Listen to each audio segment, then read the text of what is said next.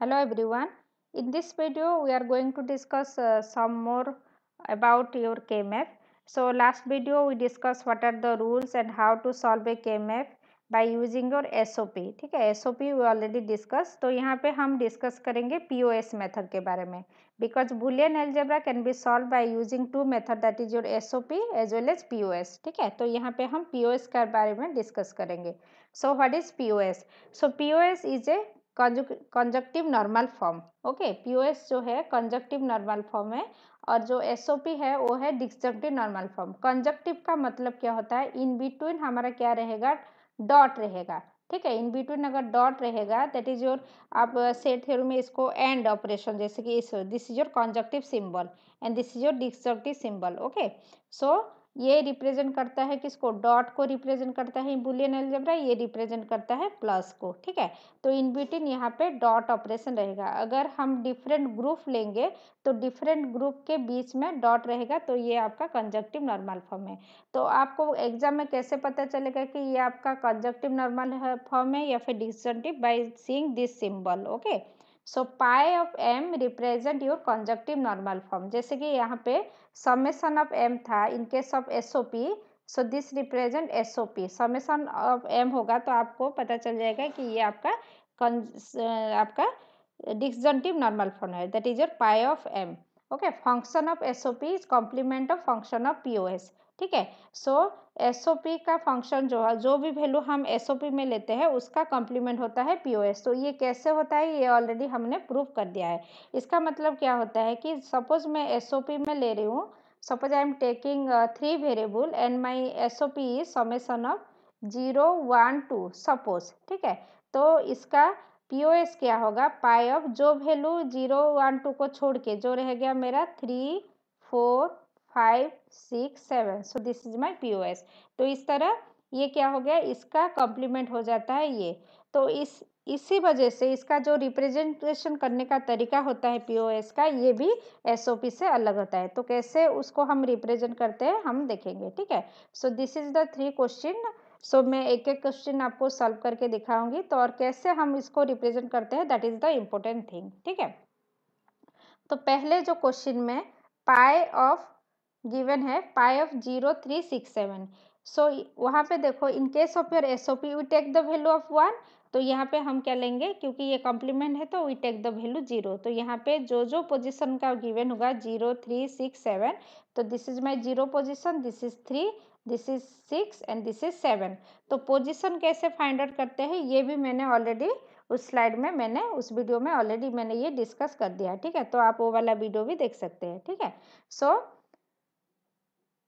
First thing is what, complement होता है तो इसके लिए वहाँ पे देखो, तो 0 का वैल्यू वहाँ पे होता था A dash in case of SOP, लेकिन यहाँ पे है 0 का वैल्यू है ए. ठीक है, 1 का वैल्यू होता था एसओपी में ए, लेकिन यहाँ पे ए डैश, क्योंकि ये पूरा उसका कॉम्प्लीमेंट है, रिवर्स है. तो 0 जहाँ पे होगा इसका मतलब ए होता है, 1 मीन्स ए डैश. ठीक है, और ये हो गया ये कॉलम का, so this value represent this one. ठीक है, ठीक है, इसको पहले हम इरेज कर लेते हैं. So next is this value. Okay, so this is BC. Okay, तो वहाँ पे एसओपी में क्या होता था, ये रिप्रेजेंट करता था बी डैश सी डैश को. तो ये इसका रिवर्स है, तो ये क्या हो जाएगा, बी डैश की जगह बी आ जाएगा. इन वहाँ पे डॉट था, मल्टीप्लीकेशन था, तो यहाँ पे प्लस हो जाएगा B plus C. Okay, 0 1 represent B plus C dash, 1 1 represent B dash plus C dash, 1 0 represent B dash plus C. तो ये थ्रू आउट आपका जो हम पीओएस में सॉल्व करेंगे ये आपका सेम रहेगा. ठीक है, तो अब क्या करना है, हमको ग्रुपिंग करना है. ठीक है, तो यहाँ पे देखो ग्रुपिंग का जो कॉन्सेप्ट है, रूल है, ये दोनों केस में एसओपी पीओएस दोनों के लिए सेम होता है, इसमें कोई भी डिफरेंस नहीं है. तो ये एक ग्रुप है, this 2 0 is a group and this is a group, क्योंकि ये ओवरलैप हो सकता है, और ये अकेला है तो ये सिंगल एक ग्रुप होगा. तो पहले इसके लिए आपको चेक करना है, क्योंकि ये दोनों वैल्यू कवर करा है तो इसको हम नहीं लेंगे. एनी रो और एनी कॉलम का सारे वैल्यू अगर कवर करता है तो उसको हम नहीं लेते, क्योंकि ये फाइनली ये आपका कट हो जाता है. ठीक है, इसका कुछ वैल्यू नहीं रहता. तो मैंने ये भी ऑलरेडी डिस्कस किया है कि कैसे आपका वैल्यू कट होता है, ठीक है। So only we take the common value. तो यहाँ से क्या जाएगा आपका B dash plus C dash, ठीक है। ये जो पहला ग्रुप से मेरा कौन सा वैल्यू जाएगा, B dash plus C dash, ठीक है। उसके बाद ये एक ग्रुप हो गया, तो इसको हम एक ब्रैकेट में लिखेंगे। उसके बाद ये group, so this group belongs to, ये दोनों को बिलोंग करता है और इसको बिलोंग करता है, this column and this row and this two column, ठीक है। तो इसका वैल्यू क्या होगा, ये दोनों में से कॉमन कौन सा है, कॉमन लेने का तरीका दोनों में सेम है। तो ये इसमें कॉमन कौन सा है, B dash is my common, तो here I am taking B dash, okay. उसके बाद यहाँ पे कौन सा है, दिस इज ए डैश, तो B dash plus A dash, okay. So here B dash plus A dash, तो ये दोनों का कंप्लीट हो गया। अब मुझे इसका वैल्यू लेना है, ठीक है। तो ये रिप्रेजेंट करता है ये कॉलम को और ये रो को एंड ये कॉलम को, ठीक है। तो इसका वैल्यू क्या हो जाएगा, ए बी सी, ठीक है। तो इसका वैल्यू हो जाएगा ए प्लस बी प्लस सी, ठीक है। क्योंकि यहाँ पे बीच में एडिशन होता है और बाहर जो होता है मल्टीप्लिकेशन होता है। एसओबी में उल्टा था, एसओबी में क्या होता था, B dash C dash, B dash A dash, A B C ऐसे वैल्यू होता था, लेकिन यहाँ पे B dash plus C dash, तो यहाँ पे प्लस एक ग्रुप के अंदर जो फॉर्मेशन होगा, जो वैल्यू लेंगे उसके बीच में प्लस रहेगा, ठीक है। क्योंकि ये तीनों का वैल्यू ले रहा है, तो ये रो को ये कॉलम को बिलोंग कर रहा है, तो इसका वैल्यू है ए एंड इसका वैल्यू है बी सी, तो ए प्लस बी प्लस सी, ठीक है। सो ये आपका 3 वेरिएबल होगा, तो आपको ऐसे वैल्यू लेना है, ठीक है। सो नेक्स्ट क्वेश्चन में देखते हैं 4 वेरिएबल लेके, ठीक है। सो आपको वेरिएबल कौन सा साइज का लेना है, कैसे पता चलेगा आपको वैल्यू डिपेंड करता है क्या, वेरिएबल के नंबर के हिसाब से, ये नंबर के हिसाब से। ये अगर 4 है, इसका मतलब 2 दी पावर 4, टोटल मेरा 16 टेबल आएगा, ठीक है। 16 सेल को मुझे कंप्लीट करना है। अगर 2 दी पावर 3 8 होगा, तो इसका मतलब मुझे 8 टेबल को, ये मेरा 8 टेबल था, ठीक है। 8 सेल था, 1 2 3 4 5 6 7 8 सेल का था, ठीक है। तो इसी तरह आपको वैल्यू लेना है, ठीक है।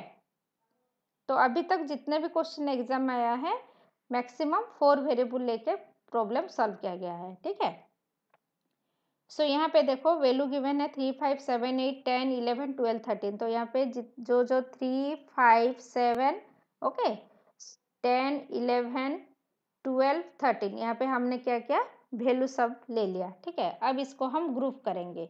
So this is a group, this is a group, total we have 4 group, ठीक है। तो अब इसका हम वैल्यू लेंगे। तो पहले इसके लिए फर्स्ट ये इसके लिए हम लेते हैं, तो ये दोनों रो को कलम कवर कर रहा है, ये कॉलम को कवर कर रहा है, ठीक है। तो ये दोनों में से कॉमन कौन सा है, ए इज कॉमन, ओके। तो ए प्लस और ये सिंगल रो को A plus C dash plus D dash, ठीक है। बहुत ही इजी है, बस आपको वैल्यू को लेना है, ठीक है। उसके बाद ये कॉलम के लिए, सेकंड कॉलम के लिए क्या होगा, ठीक है। एक एक करके हम करते हैं, नहीं तो कन्फ्यूजन हो जाएगा, ठीक है। तो सेकंड के लिए, सो इट कवर दिस, ये कॉलम को कवर कर रहा है, ये दोनों रो को कवर कर रहा है। तो ये दोनों रो में से कॉमन कौन सा है, B dash is common plus C plus D dash, okay.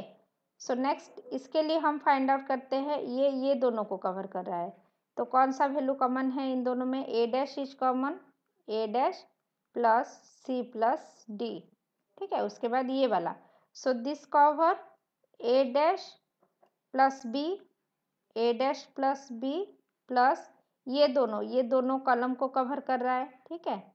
तो इसका वैल्यू में कॉमन कौन सा है, C dash is common plus C dash, so this is my result. So total we get 4 group. तो 4 ग्रुप होने से क्या होगा, हमारे पास जो रिजल्ट होगा वो भी 4 का ही होगा, ठीक है। जितना आपका ग्रुप होगा उतना ही आपका क्या होगा, रिजल्ट आएगा। ग्रुपिज्म के हिसाब से ये ग्रुप है 1 2 3 4, तो टोटल ग्रुप भी कितना है, 4 ग्रुप है, इसके हिसाब से आपका रिजल्ट जनरेट होगा, ठीक है। So this is my third question, okay.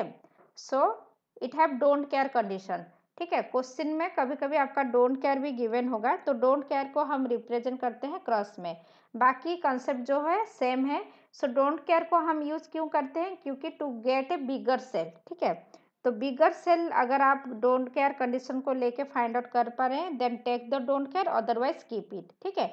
यहाँ पे देखो, अगर मैं डोंट केयर को नहीं लूंगी तो क्या होगा, this 4 will make a group, ठीक है। लेकिन अगर डोंट केयर को हम इंक्लूड कर रहे हैं तो क्या हो रहा है यहाँ पे 8 bigger cell, which one is bigger, 4 is bigger और 8 is bigger, so obviously 8 is bigger, so we take the don't care. तो यहाँ पे हम डोंट केयर ले रहे हैं to get the bigger cell, ठीक है। तो ये टोटल 8 का एक सेल हो गया, ठीक है। तो सेल हमेशा क्या होता है, to the power n format में रहता है, ये भी मैंने डिस्कस किया है। That means to the power 0 to start होता है, दैट मीन्स आप एक का ले सकते हैं, 1 2 4 8 16 लाइक दिस, ये आपका सेल का साइज मतलब ग्रुप का साइज होगा, ठीक है। To the power n format में रहता है। तो यहाँ पे ये 8 एक बिगर ग्रुप हो गया। तो इसका वैल्यू क्या होगा इनमें से, क्योंकि ये चारे कवर कर रहे हैं तो इसका वैल्यू तो हम लेंगे नहीं, कॉलम का वैल्यू नहीं लेंगे, रो में से C plus D dash, C dash plus D dash. तो इसमें कॉमन कौन सा है, D dash is my common, तो यहाँ पे मैंने सिंपली डी डैश यहाँ पे लिख दिया, ठीक है। ये मेरा एक ग्रुप हो गया। उसके बाद और कौन सा ग्रुप होगा, तो ये जो साइड में है, this is my left side, this is my right side, तो ये चार मिला के ग्रुप होगा, ठीक है। तो इसका वैल्यू क्या होगा, ये दोनों में से कॉमन कौन सा है, B dash is common, so here I am writing B dash, okay. उसके बाद प्लस आएगा, ठीक है। सो ये दोनों में से कॉमन कौन सा है, common is my D, okay, B dash plus D. So this is my result. देखो दोनों के बीच में दो ग्रुप है तो दो ग्रुप हो गया मेरा। तो और उनके बीच में क्योंकि ये 8 का हो रहा है तो मेरा और ये क्या आएगा, डी डैश आया इसलिए, ठीक है। यहाँ पे 4 का रहा है तो इसका मतलब दो मेरा वेरिएबल आएगा, ठीक है। So in this way you solve this question, okay. Thank you.